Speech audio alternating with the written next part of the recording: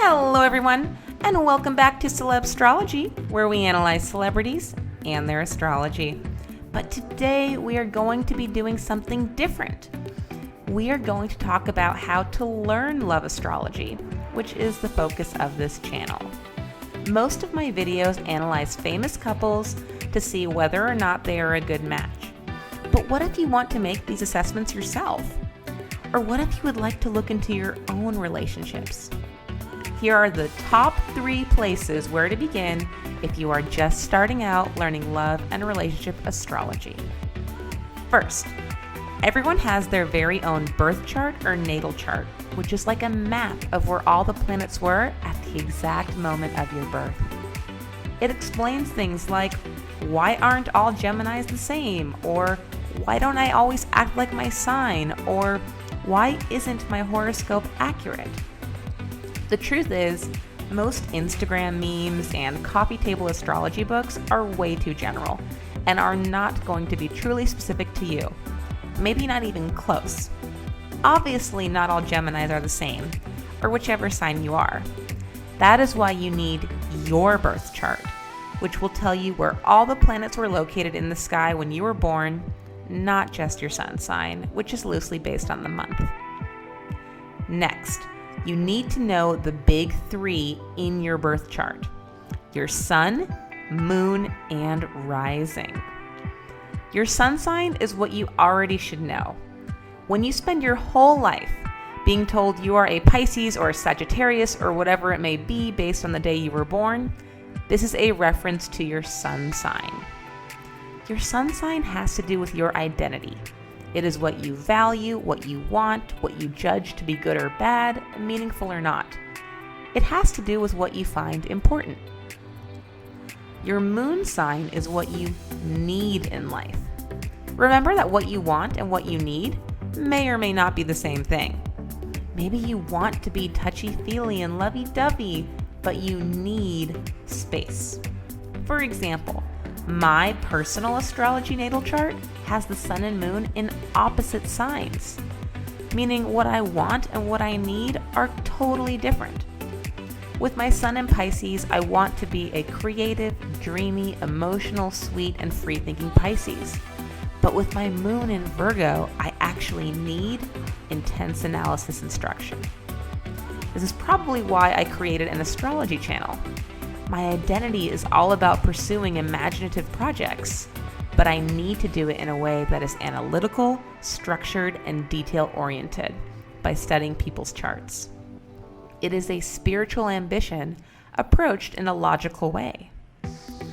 Because the best relationships tap into your needs and what makes you tick, working with each other's moon signs is absolutely essential. That is why I like the relationship synastry of Shawn Mendes and Camila Cabello, who I did a video on, even though they do not have traditionally compatible sun signs, because Leos aren't technically supposed to click with Pisces. But if you look at their full birth charts, especially their moons, they are overall a beautiful match. Finally, your rising sign is your first impression, and how you interact with the external world rather than your internal self. You will only be able to find out a person's rising sign if you have their exact time of birth. No rough estimates.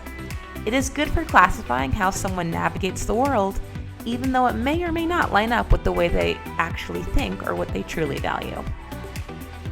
The key to understanding love and relationship astrology is looking at how these 3 interact together. Again, like Shawn Mendes and Camila Cabello, you need to look at the whole picture when it comes to 2 people's charts and think beyond statements like, do Pisces match with Leos? The more you study astrology, the more planets and eventually aspects you can incorporate. But start with the big 3 for now: your sun sign, moon sign, and rising. Second, you need to understand the elements: fire, earth, air, and water. Ultimately, you will want to be able to know about each zodiac sign specifically and be able to differentiate them and be able to distinguish an Aries from a Leo. But if you're not there yet, start with the basics. Just start by learning the motivations of each element. inspires passion, energy, and, most importantly, action.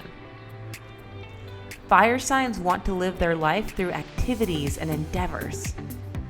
Earth is pragmatism, results, and reality. Earth signs value substance and identify with things that can be proven or measured. Air signs are all about intellect, conversation, and the mind. You may know that all astrology signs have symbols. For example, if you're a Leo, you are symbolized by a lion. If you're a Cancer, you are symbolized by a crab. But what you may not know is that air signs are the only ones which are not symbolized by animals. That is because the way an air sign person, or a person with lots of air signs in their chart, thinks is that they are trying to overcome their primal selves and value head over heart, reason over emotion. They are trying to ascend from animals into humans. Water signs are the opposite. They are all about feelings, feelings, feelings. Emotionality and sensitivity is the name of their game. Sincerity is extremely important to them. Let me know if you would like me to do another video explaining the elements more in depth. Lastly, the number 3 thing I would focus on if you are starting to learn the astrology and love, and relationships is the distribution of signs, meaning if they are cardinal, mutable, or fixed. Each element has a cardinal sign, a mutable sign, and a fixed sign. So what does this mean? Well, cardinal signs start seasons. So the cardinal sign for spring is Aries, for summer is Cancer, for fall is Libra, and winter is Capricorn. Since they start seasons, people with lots of cardinal energy in their charts are good initiators, but may burn out or lose interest. They are self-starters and enjoy moving forward with new endeavors. Fixed signs are in the middle of seasons, making them all about consistency. Someone with a lot of fixed signs in their chart will have great resilience, but likely resist change. They have trouble starting something new, but once they finally do start, they are committed. These are the anchors or rocks in the zodiac. The fixed signs are Taurus for spring, Leo for summer, Scorpio for fall, and Aquarius for winter. Mutable signs transition seasons. They are flexible, adaptable, and can respond well to change. They can easily incorporate new ideas and transform existing concepts.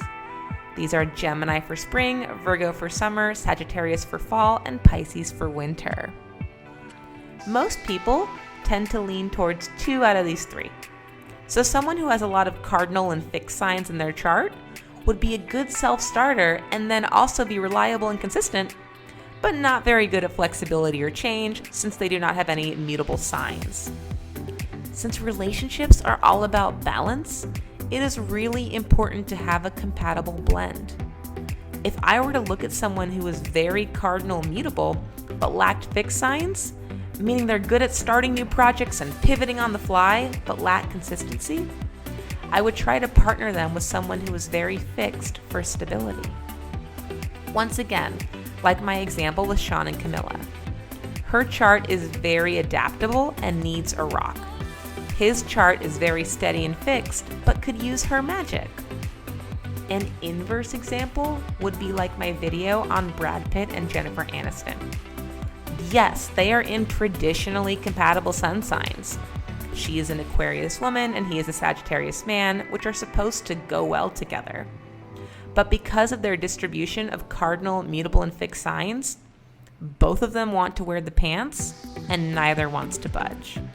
There is no harmony in a relationship like that, regardless of what a simple sun sign match would tell you. Brad is way more rigid than the average Sagittarius. I hope you enjoyed this video.